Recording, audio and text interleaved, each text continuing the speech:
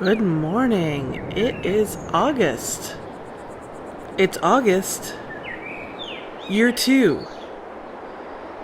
That means it's been 2 years since I won the lottery, came out here to the frontier, and started my farm.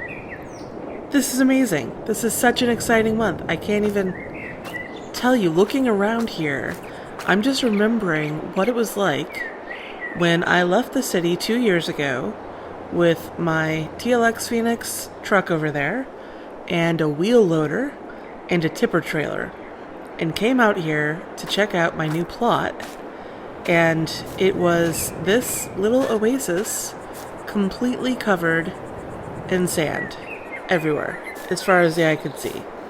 And way back there by that group of trees there was a tent.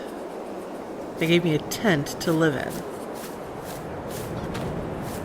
Walking around here now, you can't even recognize it. I've got the greenhouses, I've got my yard over there with all my equipment, my sheds, my silo, my house over there. That house was a welcome addition. My chickens. I've got these 2 fields, and across the way I've got the cows and more fields. It's just amazing, the transformation that I've created here in 2 years. And check this out, grass. I've got grass growing. I brought trees out from the city. They're just... This is not the barren wasteland that we all grew up thinking it was. This is viable land that we can grow into. I would say the Board of Agriculture mission to prove that it's time for us to reclaim the frontier is a success. And I, having reached August of year 2, am officially the lottery winner. I don't know if you've been with me since the beginning. You remember there were 2 conditions contingent on me winning the lottery. One was I had to get a crop in the ground by the end of the first year. Not only did I do that, I had harvested a crop by the end of my first year, so that was really exciting. And the other one was I had to stay out here for 2 years. That was a bit dicey. It's been touch and go. If you've been here from the beginning, I had some moments where I really questioned why I was even out here and if I should be going back to the city. But I didn't. I'm still here. I made it to August. That's it. I won the lottery. Like, it's for real. It's official.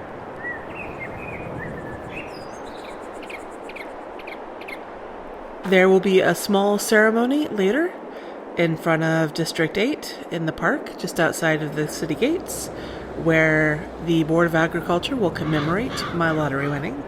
And there's some paperwork to do with officially signing over the winnings. They technically could have reclaimed the funds and this property and my equipment if I forfeited the lottery by not completing the terms. So they have to make it all official on paper that I am the lottery winner. But once they do that, it'll be done, and all of this is mine to keep. Everything I've been working for the past few years is real. So I'm so excited. I can't even tell you how excited I am. In the meantime, I had gotten this field ready to go. It's cultivated, and I'm going to get some canola in so I can harvest this next summer. So I've rented the seeder again. I did think about buying it this time, but I think in the spring I might put some sunflowers or corn or something different in the other fields. So I might not need this one yet, so I decided not going to buy this yet, but probably in the spring I will consider doing that. So yeah, I'm going to hop into a time lapse and get seeding, and then maybe we'll go get a cut off the grass over in the cow field and get some silage going for my cows. They're going to need more silage soon. And then maybe later I'll take you to see the ceremony, the lottery winning ceremony. So let's hop into a time lapse and get going with the farm work.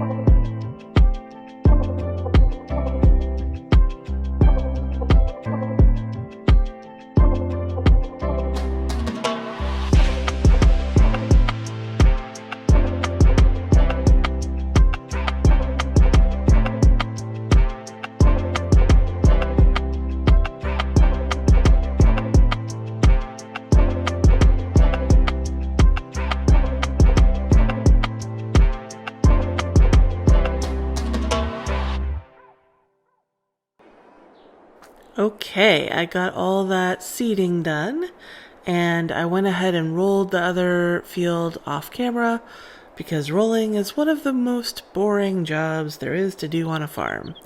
So I didn't want to subject you all to that. I've got the other small tractor over here, and I've got the mowers hooked up. I've got my bigger tractor over here so I can use the forage pickup wagon.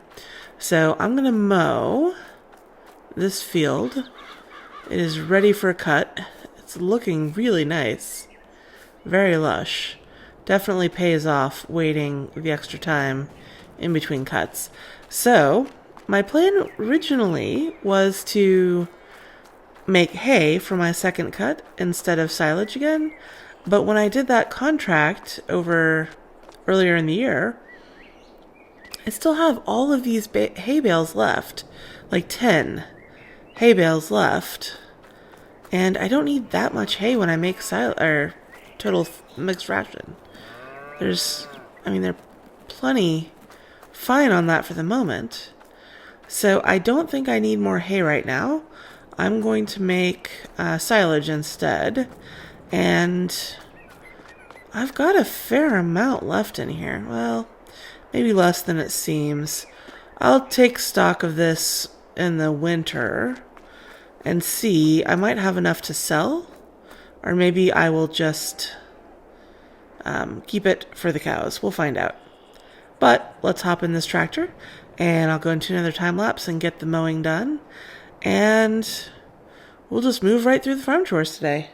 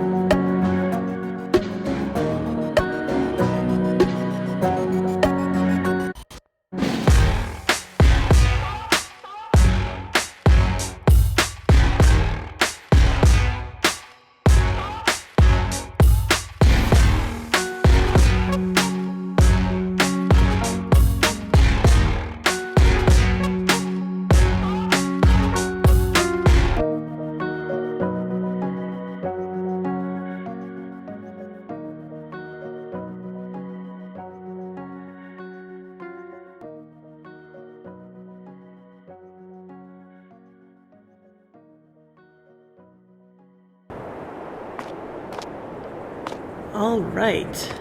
I have picked up all that grass from the field. I've put it in the silo, compacted it, covered it over. It is really impressive how different the yield was just waiting that extra month to cut the grass. This silo I cut after 2 months, and I think it yielded between 70 and 80,000 liters. I think it was close to 80,000.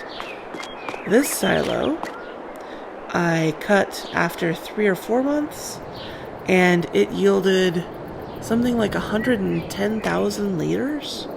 So that is a 30 to 40,000 liter difference, give or take. So that's a big, big difference. I'll take it. I need to get this rolling done to crush the stubble on this grass field. Let it sort of fertilize the remaining grass as it starts to grow again. I'm going to do that off camera because it's rolling, and I think rolling is boring.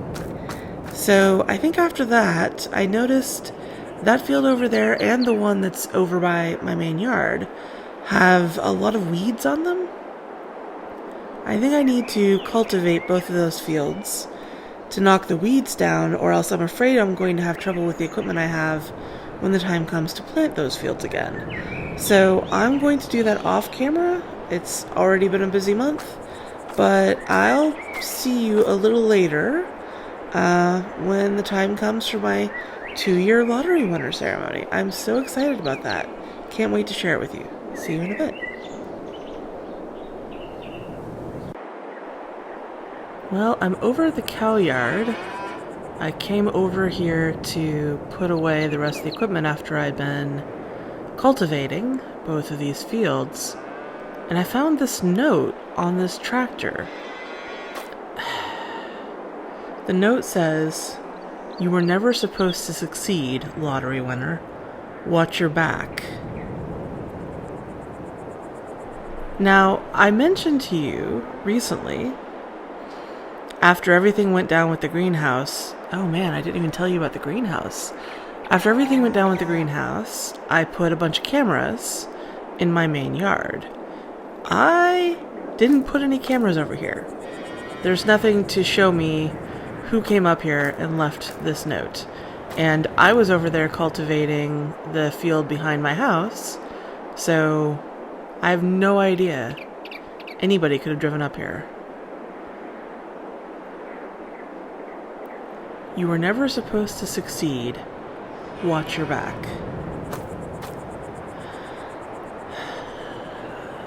Why does it always seem like there's some new mystery? Why is someone always upset with me? Alright, okay. Let me tell you about what happened with Dan. Since I totally forgot, I was all excited this morning because it was 2 years.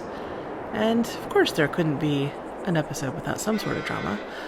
So what they discovered was that Dan had been out on bail for the embezzlement charges, waiting for his trial, and got upset about the role that I played in him getting caught. I've been posting about all these conversations in my videos. It's all public. He knows I'm the one who caused the general manager to start looking into his behavior, and that ultimately led to him getting caught, and so he's blaming me for his getting caught, even though he's the one who did the crime. If you can't do the time, don't do the crime. Isn't that how the saying goes? Anyway, it seems like he got riled up about me being the cause of his arrest and got his truck, which he had a portable fuel tank on the back of it, filled it up with fuel at the gas station in town. I don't know if he totally forgot that there are cameras everywhere. So he is on camera filling up this portable fuel tanker in his truck. Then he left the security checkpoint. Anybody who goes in and out of the main gate goes through those 2 security checkpoints. All of that is on video too. And he was off video after that because I didn't have any video out by my farm at the time. But then, not too long after that, he came back through the security checkpoint. So it's very suspicious that he came both ways, and they were able to measure his truck tire treads and the tire treads found on my farm the night of the fire. Like, it is a bit circumstantial, but it's pretty clear that it was Dan who set my greenhouse on fire. They also concluded, based on the amount of fuel he had in his mobile tanker, that he was gunning for more than just my greenhouse. He was probably going to try to take down everything on my farm, maybe even the house with me inside, and he got spooked about something and drove off. So I think Phoenix barking may have scared him, and he took off. Probably also worth noting, it seemed based on his driving that he was behaving erratically, and he might have been under the influence. And he was witnessed in a bar earlier the night where he tried to set everything on fire. So he might have not been in his right mind at the time, but it was... that's enough evidence for me to believe it was Dan who set the greenhouse on fire, and probably was trying to do more than that. I'm so grateful he didn't do more than that, but yeah. He is back in jail. His bail has been revoked, and now he is facing charges for arson on top of his embezzlement charges.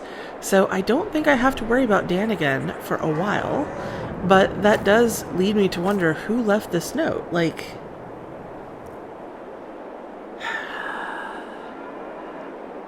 it looks like some kind of warning, but I don't know what they're warning. Watch your back. What does that mean?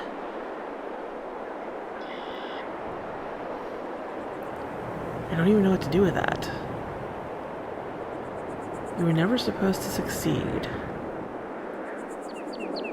I mean, honestly, I can believe that part. I've said before, the lottery was for $1.5 million, and I had to spend something like almost $700,000 just to buy that property, which I didn't get to pick, by the way. They chose that property for me, the one with the oasis and the tent on it. And then I had my truck and the wheel loader, and there's no way I could have gotten to all of this in the terms of the lottery if I hadn't done a lot of extra work, like all of the dirt clearing and sand clearing and moving metal to recycle, and even contracts that I've taken on. I've done so much extra work to earn money. I've said before, $1.5 million is not enough to start a farm. At least not on the scale that I'm doing it here now. So I could believe they never intended me to succeed, but why would they do that? And who? Would that have been the Board of Agriculture? They are the ones who sponsored the lottery. But I don't know who put up the money for it, and I don't know where the idea for the lottery came from.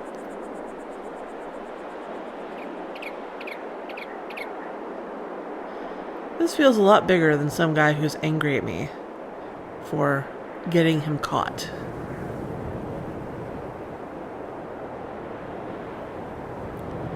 Right. Now I have a new mystery to figure out.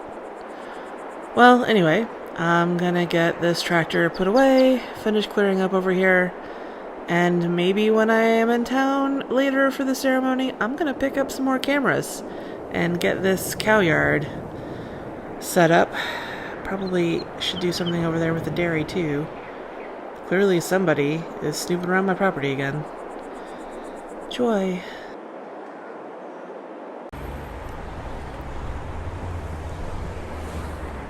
Wow, that was a really nice ceremony. Everybody's gone now. I just wanted to stick around a little longer to collect my thoughts. I'm feeling really grateful moved. They gave me this little plaque, which is not a big deal. The paperwork will need to be processed still before it's official, but it's done.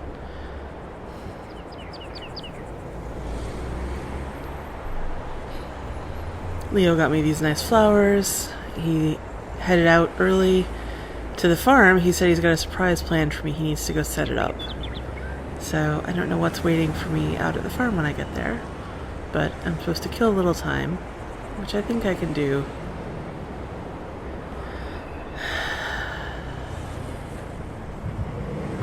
It was really nice to see everybody. Everybody who's helped me came out to celebrate with me, but I wasn't expecting to see my parents. They made a big deal about me agreeing to do this when I accepted the whole lottery thing, and they gave me a hard time for even applying for the lottery, and they and I both said a lot of things that we couldn't really unsay when I was the one who was picked for the lottery. And we didn't talk for 2 years. I haven't heard from them for 2 years. And I sure as heck wasn't going to be the first person to say anything to them.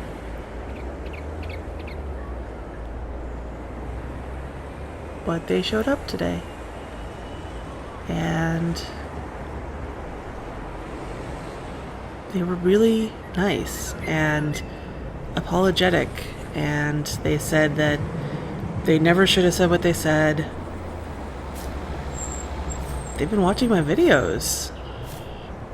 They've been keeping track of what I've been doing out there.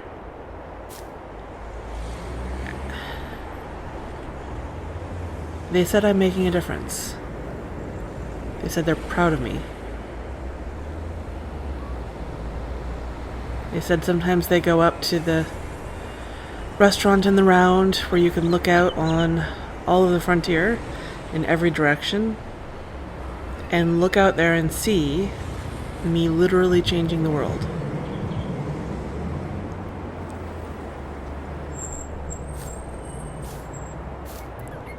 Sometimes I feel like that's what I'm doing, but most of the time I'm just focused on, my task for the day. It's really nice to see them say they're proud of me.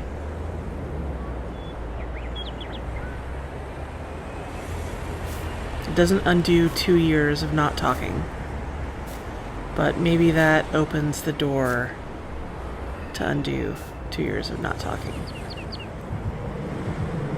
And I guess I said some things to them too that I shouldn't have said, so it wasn't totally them in the wrong. But yeah, I can't believe they showed up, and I'm just really kind of speechless now.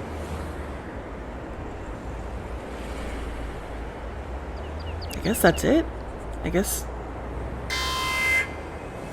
Oh shit. An alert. Oh no, Phoenix is out there on the farm all alone. And Leo was heading out there. Oh no!